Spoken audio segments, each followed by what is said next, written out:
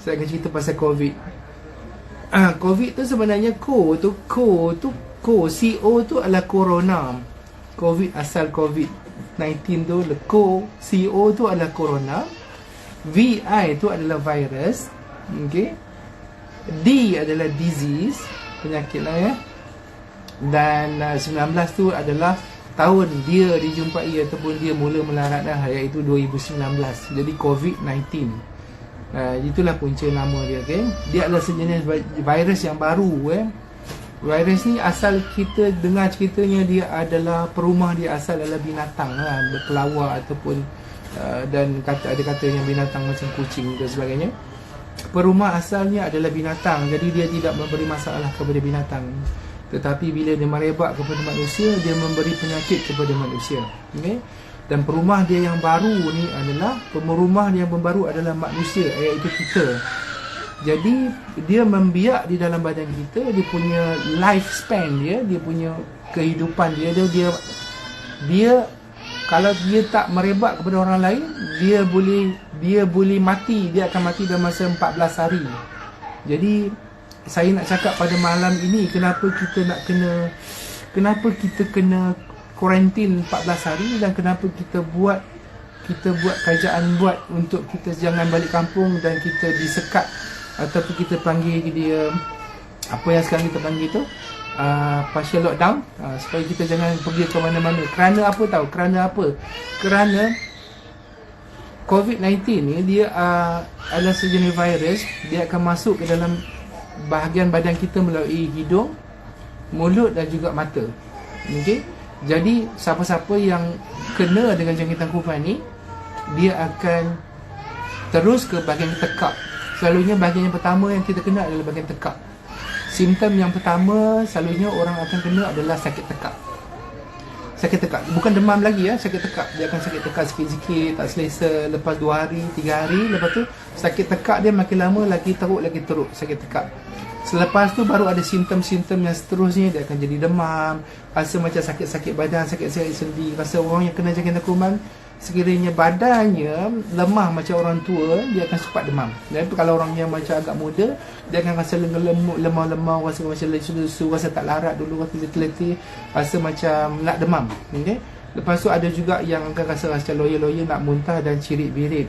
Dan temperature dah start nak naik lah. Hari keempat dan kelima temperature akan start naik 37 lebih.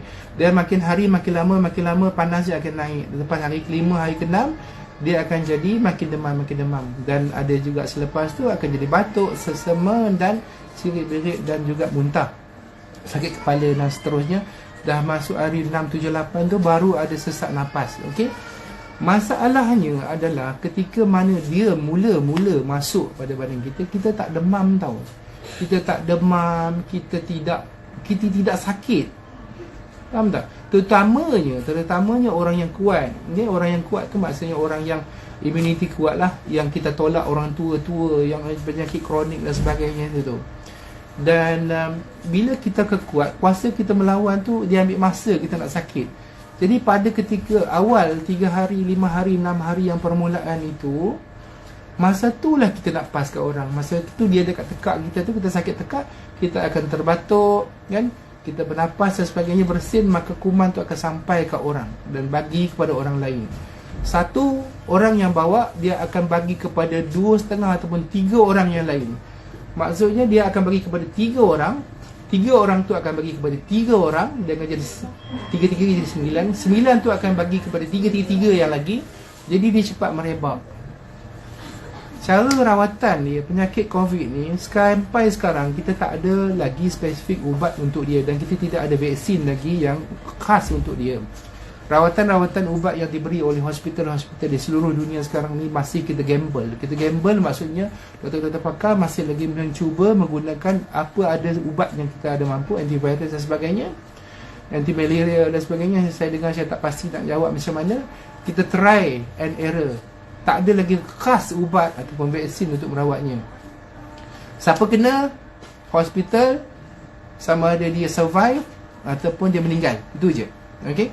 Dia akan sesak nafas, lepas tu tak boleh bernafas, kena pakai intubator dan kena intubate dan juga pakai mesin untuk menafas. Okey. So sekarang ni macam mana kita nak merawat dia? Macam mana kita nak merawat dia? Kita memang tak boleh rawat dia. Kita tak boleh rawat dia. Kita tak boleh vaksin diri kita. Jadi macam mana kita nak buat? Apa yang China buat, apa yang Itali buat, ada negara-negara lain yang semua buat. Kita terpaksa mematikan dia.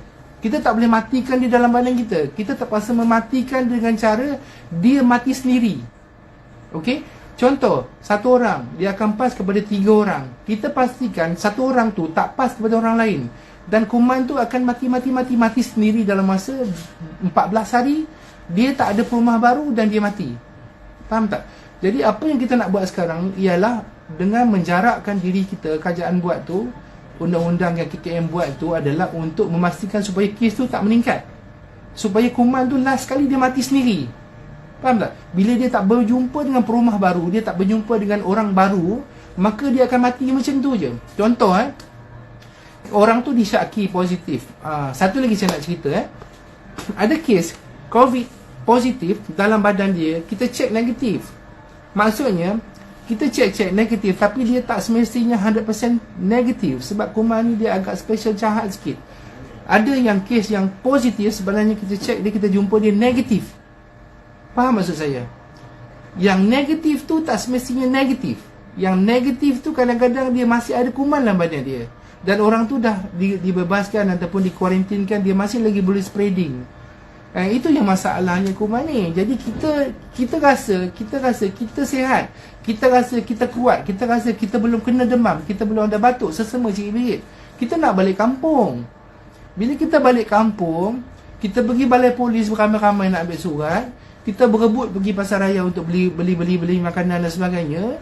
Kita berkumpul beramai-ramai dekat bus stop, kita beli dekat bus station, kita pergi semalam balik kampung beramai-ramai dekat RNR dan sebagainya. Kita akan berjumpa dengan ramai orang. Jadi kat situlah orang yang akan pas kepada seorang dan kepada seorang dan kepada seorang. Faham tak? Jadi itu yang saya nak sebut. Kita sepatutnya kena tahu bahawa kita jangan bagi virus ni survive. Kita kena matikan dia kat tengah jalan. Kita tak boleh matikan dia kat badan kita, sebab ubat dia tak ada, vaksin dia tak ada.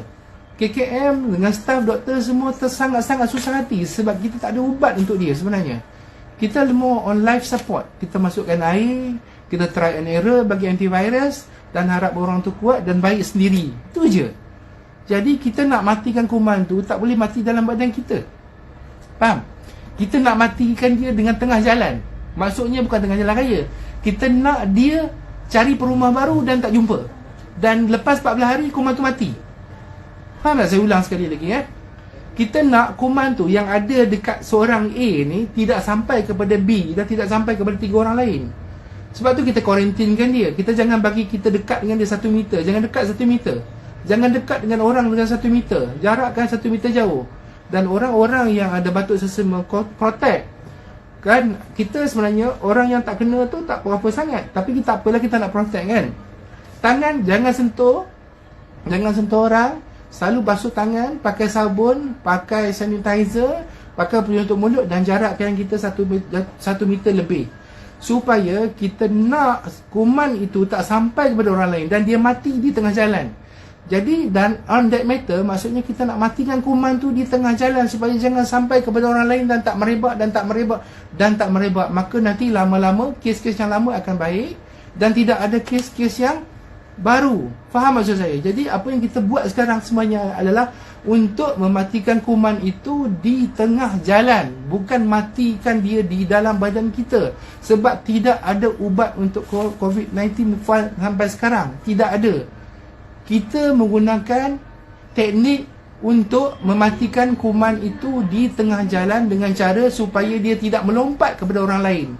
Kalau kita duduk dekat, kita pergi orang ramai-ramai, dia akan melompat ke orang lain. Orang tu balik kampung, jumpa mak nenek dia, tok dia, mak dia, dia akan lompat ke orang kampung.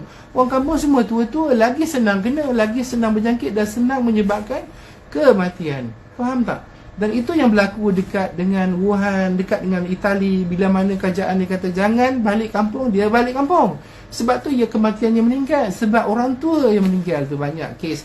Orang daripada bandar bawa ke kampung. Faham tak? Jadi apa yang kerajaan buat sekarang, KKM buat sekarang adalah untuk supaya kita jangan paskan dia kepada orang lain, supaya kuman tu mati di tengah jalan. Kita kena bersama-sama matikan dia di tengah-tengah jalan. Kita tak mampu matikan dia di dalam badan kita, tak mampu matikan dia, faham? So, kalau setakat kita nak basuh tangan kita, kita cuma menghalang dia masuk badan kita, tapi dia masih ada lagi juta-juta, million lagi di dalam badan kita yang orang tu boleh bawa, faham? Okey, sebab dia masuk dalam badan kita, dia multiplekan badan kita, dia beranak sendiri, dia tak perlukan berjantan betina virus ni. Dia tak perlu, dia masuk dalam badan kita, dia gunakan sel badan kita, dia multiply sendiri. Okey, so kalau saya harap kita semua faham bahawa teknik sekarang yang kita gunakan adalah untuk mematikan kuman itu. Bersama-sama kita matikan dia supaya dia mati di tengah jalan dan tidak ada lagi perumah baru. 14 hari dia mati, InsyaAllah 14 hari dia mati. Okay, sebab tu kita kuarantin kat rumah 14 hari supaya dia tak ada perumah baru. Kalau tak ada perumah baru, dia akan melompat orang baru dan dia akan merebak kepada orang baru. Dia akan jadi lebih banyak dan lebih banyak dan lebih banyak. Okay, so kalau mana yang ada sekarang, kita kuarantinkan dia, orang lain selamat insyaAllah. Dan kuman tu lama-lama dia mati. Dia duduk dalam badan kita pun lama-lama 14 hari dia akan mati. Faham? Faham? Jadi kita support lah, kita support kerajaan. Kesian kat doktor-doktor, faham? Saya pun sedih tak? Saya pun kena kerja, faham? So saya pun kena kerja juga. Saya pun kena tengok orang sakit juga. Kalau diikutkan, saya pun malas juga. Takut juga, sebab saya nak balik rumah tengok anak-anak semua kan, bini-bini kita. Dan saya juga kemungkinan dapat dijangkiti, dan juga saya boleh pas kepada pesakit-pesakit yang lain.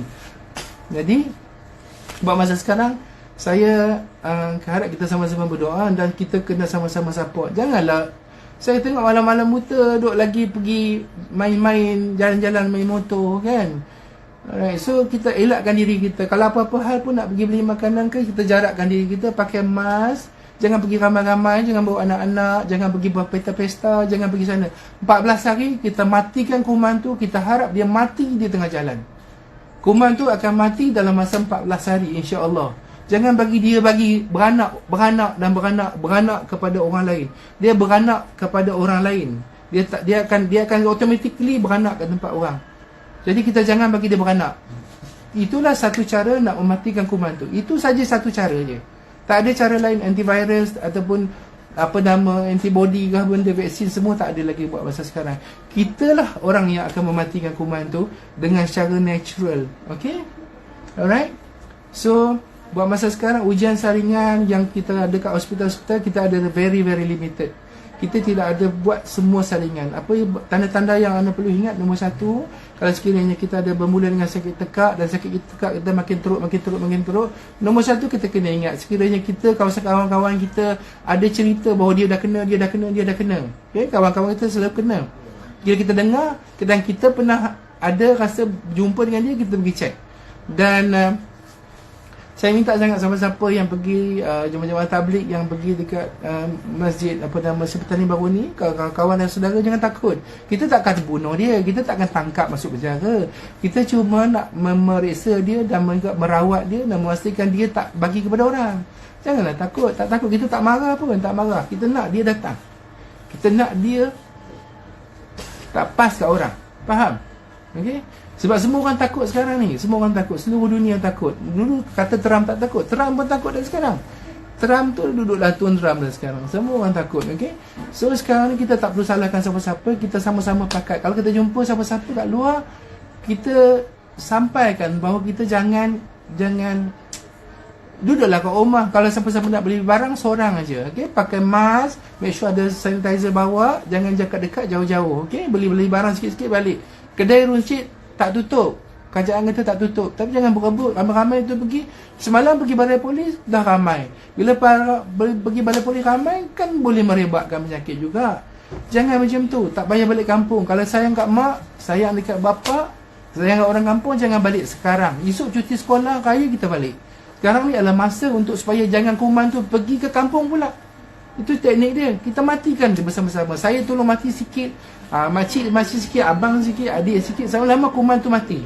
Ini adalah teknik untuk mematikan dia secara natural. Dia akan mati dalam masa 14 hari. Tak payah letak sanitizer, tak payah spray, dia mesti akan mati. So dia tak adalah perumah baru, dia tak akan beranak, kan? Maksudnya kita matikan orang tu dalam masa 14 hari. Bukan matikan pesakit, pastikan kuman tu mati. Okey? So saya beri penjelasan sedikit kenapa teknik orang kata apa, menjarakkan diri dan supaya quarantine teknik ni ataupun orang kata sekatan secara separuh ni adalah untuk membunuh kuman tu. Kita bagi support ke government, kesian kat staff government PKM, penat sangat. Government pun dah habis banyak duit. Okey, so tolong bagi kerjasama. Okey, tolong sampaikan. Okey, saya rasa itu saja untuk hari ni. Banyak lagi soalan-soalan yang saya tak dapat jawab. Dah lebih 18 minit kan? Dah lebih.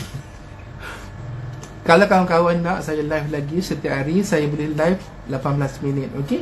Lepas tu kalau sekiranya ada soalan-soalan nak tanya, letak kat bawah. Kemungkinan live saya seterusnya saya akan baca soalan 5 daripada FB, 5 daripada Insta. Saya jawab soalan macam tu. Sebab kalau saya jawab macam ni mungkin agak susah untuk saya jawab.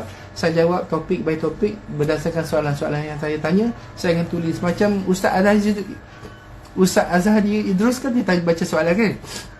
Sebab macam tu. Okey, nanti kita akan listkan. Okey, terima kasih banyak-banyak. InsyaAllah mudah-mudahan kita sama-sama beri kerjasama kepada government. Tak payah gaduh-gaduh, kita sama-sama support. Okay? Dan juga kita banyak-banyak doa. Sebab penyakit yang Allah bagi ni sebenarnya adalah ujian untuk kita juga, bukan juga untuk kejahatan siapa-siapa, tetapi kita sama-sama merasa apa yang Tuhan akan uji kepada kita. Jangan gaduh-gaduh, banyak-banyak doa. Sebab doa-doa kita akan diterima Allah SWT. Okey, saya akan share lagi, insyaAllah. Kalau tak ada apa, rezeki malam esok pukul 9 saya akan on lagi ya. Kalau nak tanya apa, tanya kat bawah. Okay? Terima kasih banyak kepada kawan Instagram, terima kasih banyak kepada kawan-kawan Facebook. Kita jumpa lagi. Yang baik, yang benar tu datang daripada Subhanahu Allah SWT. Yang mana yang salah, yang silap itu adalah datang daripada kelemahan diri saya sendiri. Saya minta ampun, minta maaf kepada semua sekiranya saya ada salah cakap atau terkasar bahaya. Terima kasih. Assalamualaikum dan selamat malam.